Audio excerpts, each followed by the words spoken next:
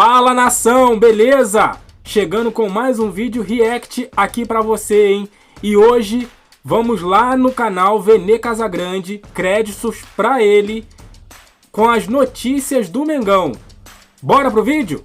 Flamengo e Atlético Mineiro já começou, pelo menos nos bastidores, e teve entrevista do presidente Rodolfo Landim provocando o time mineiro, falando que o time mineiro chora. Já a gente vai falar sobre isso. A gente vai comentar também sobre a multa dos R$500 mil. O Corinthians pagou ou não ao Flamengo? Como é que está essa situação? O Flamengo ainda tem dinheiro a receber do time corintiano. O Flamengo tem desfalque que não estava previsto, pelo menos ninguém lembrava que poderia ser desfalque, e tem desfalque para o primeiro jogo da final da Copa do Brasil, além do Bruno Henrique. E tem mais um jogador que provavelmente será desfalque também, e eu estou falando desses dois jogadores do time titular da equipe rubro-negra. E teve também zagueiro do Botafogo indo ao CT do Flamengo, Ninho do Urubu, para levar o filho para fazer período de teste numa categoria, da categoria de base do Flamengo, e isso não pegou nada bem lá no lado do Botafogo.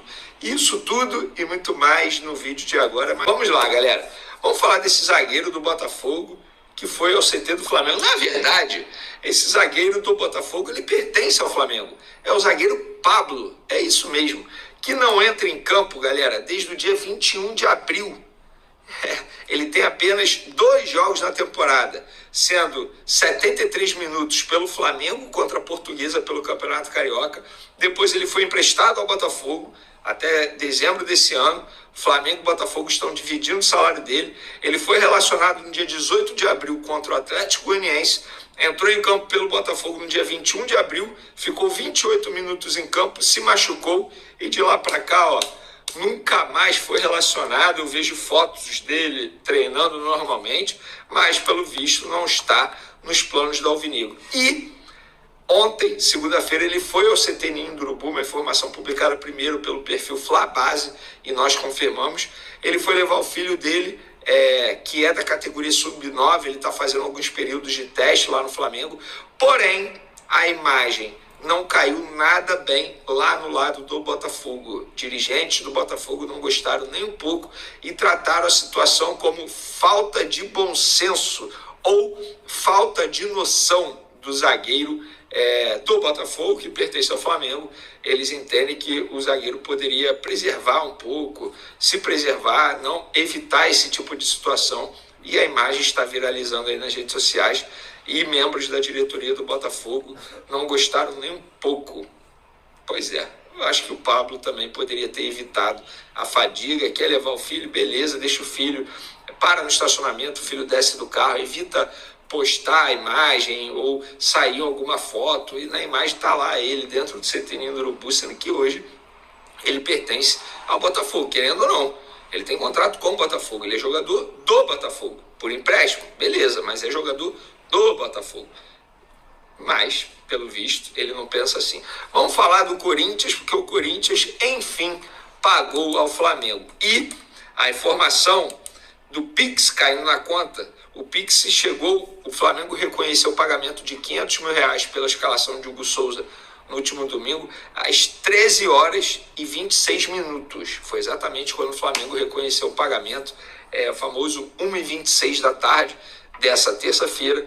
Então o Corinthians, até o momento, não deve mais nada ao Flamengo. Porém, se o Corinthians quiser comprar o Hugo Souza junto ao Flamengo, tem o valor da opção de compra que pode ser exercida até o dia 30 de novembro, à vista de 800 mil euros por 60%, ou de maneira parcelada em 4 vezes, 4 parcelas iguais, desde que o Flamengo aceite o fiador ou o garantidor, independentemente da nomenclatura aí. O Flamengo tem que aceitar essa empresa como um garantidor de pagamento caso o Corinthians atrase as parcelas.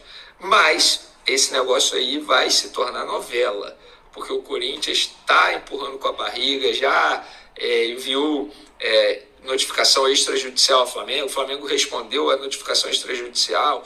Então isso aí vai dar pano para manga, mas até o momento o Hugo Souza pertence ao Flamengo, está emprestado ao Corinthians, tá?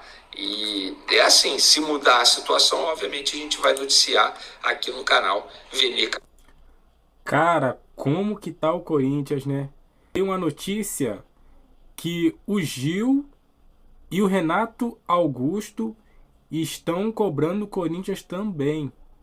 Olha só que situação, que fase financeira que vive o Corinthians, né? Devendo ao Cuiabá, devendo ao Flamengo, ou, né, pelo menos, né, se quer ficar com o Hugo, vai dever, né? Vai ficar, né, com débito. E agora esses dois jogadores aí cobrando o Corinthians também. Olha, tá difícil a situação pro Timão, né? Casa Grande. Falando sobre a final da Copa do Brasil. Antes de falar da final da Copa do Brasil, só uma informação. O próximo jogo do Flamengo é nesse sábado contra o Juventude. O jogo estava marcado para acontecer 7 horas da noite no Maracanã. Mas a CBF alterou o horário do jogo para 4h30 da tarde. Segundo a CBF, na justificativa que está lá no site, foi um pedido da emissora que detém os direitos de transmissão. No caso, a Globo. A Globo pediu, a CBF aceitou, acatou e botou o jogo para 4h30 da tarde no sábado, tá, pessoal?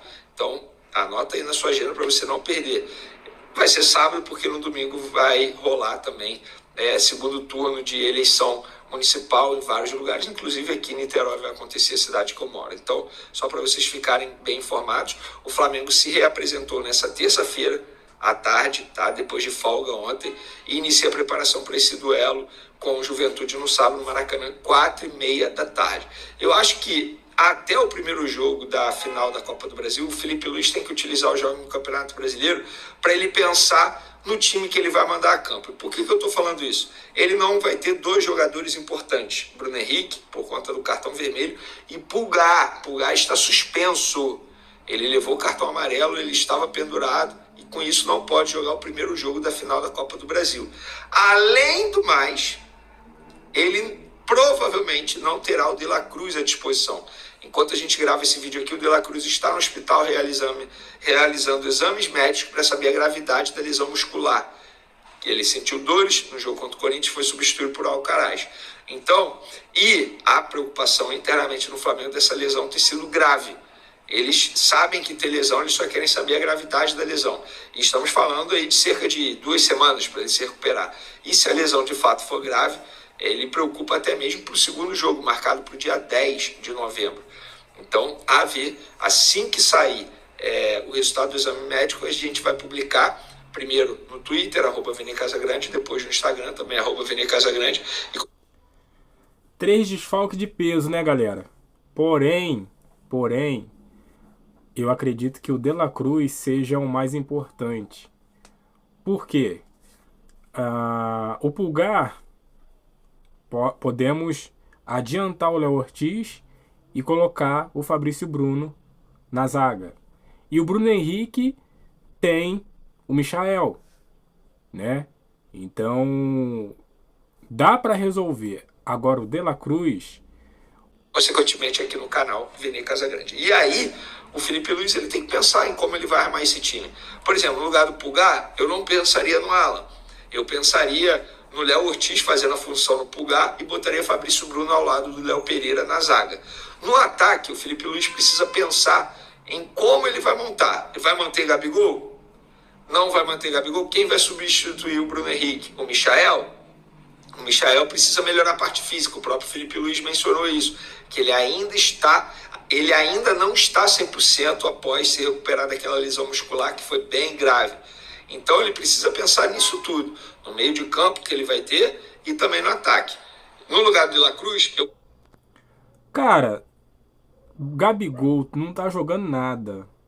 Porém, vai colocar quem lá no lugar dele, cara? Felipe Luiz já falou que o esquema que ele joga precisa de um profundo.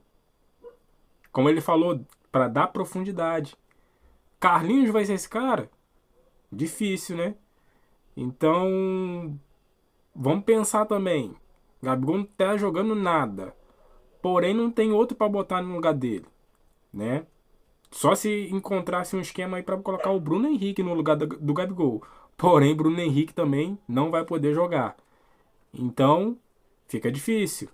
botaria o Alcaraz, por exemplo, sem sombra de dúvidas. E aí eu começaria com Léo Ortiz, Gerson, Alcaraz e Arrascaeta. Então, eu pensaria desse jeito no meio de campo. De cabeça aí para o técnico Felipe Luiz, ele precisa pensar muito bem como ele vai armar esse time para pegar o Atlético Mineiro, que é uma boa equipe. Embora eu considere o Atlético Mineiro um time bipolar, porque uma hora joga bem, outra hora joga muito mal. Contra o Vasco, por exemplo, no segundo jogo da semifinal da Copa do Brasil, o Atlético Mineiro foi muito mal. Passou ali no empate de 1-1 em São Januário, graças, enfim, ao golaço do Hulk. Então, foi uma atuação individual que acabou salvando o Atlético Mineiro.